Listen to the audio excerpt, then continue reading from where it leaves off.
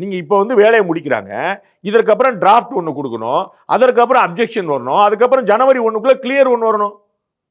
அப்போ உங்களுக்கு ஜனவரிக்குள்ள 30 நாள் இருக்குல்ல, 30 நாளுக்குள்ள அடுத்த வேலையில பார்க்க வேண்டாமா? வந்ததுல தான் போனது வந்து தெரியும். திரு எடப்பாடி பழனிசாமி அவர்கள் சொல்லி தாம்பரத்துல ஒரு வீட்டுல 350 ஓட்டு இருந்தது உண்மையா இல்லையா?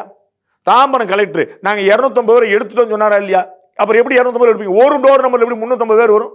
அப்புறம் அது ஏதோ அமைப்பு, ஏதோ சங்கம், ஏதோ வீடு, ஏதோ கிறிஸ்துவ அமைப்பு சொன்னாங்களா இல்லையா?